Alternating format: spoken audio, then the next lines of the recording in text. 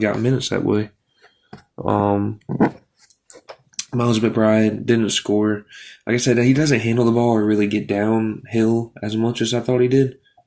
But he still really defended. He had 5 fouls, so he was being aggressive on defense, and was probably their most consistent defender throughout the night.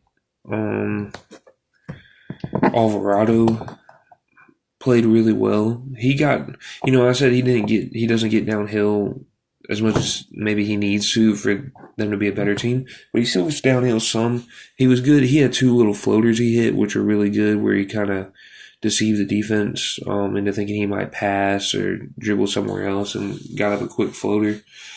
And I think he really helps their team. I think it also helps. He does that stuff where, he's hiding in the corner. Like, say the Knicks score and he goes and hides in the corner instead of going back on defense. And then they'll inbound the ball and then he'll try to, come by and steal the ball from the ball handler.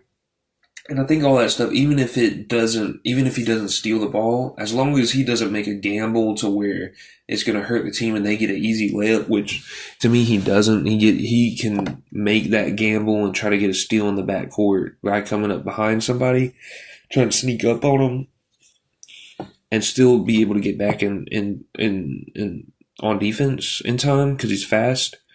So I think all that stuff helps. It just bothers the defense. I know people say a lot of time, don't even do that stuff. Don't bother with it because they're NBA players. They're not going to be affected. Don't bother pressing and all this stuff. But every little bit of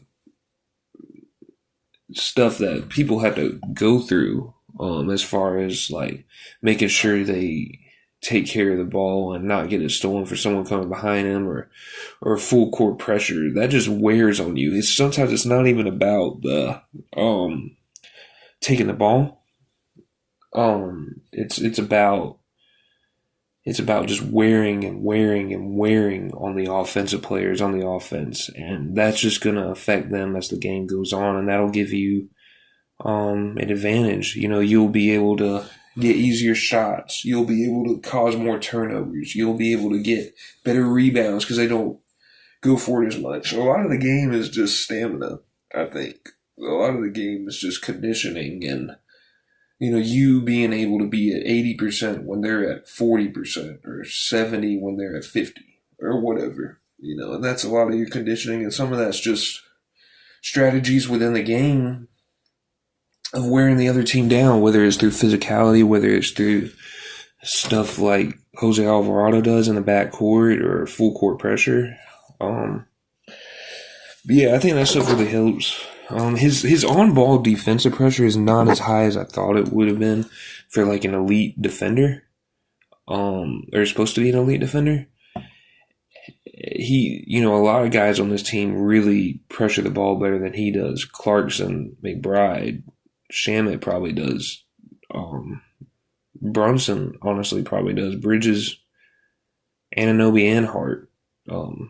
Really all the other guards and wings pressure the ball more than Jose Alvarado, so he probably could get better at that.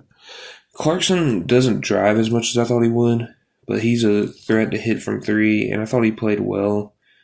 Made one bad foul from three where the guy hit the three. That's what he hit the three, and Jordan Clarkson fouled him. I don't even remember who it was, but overall he still played good. Played with a lot of energy. Played hard on defense, so I thought he played good. Mitchell Robinson,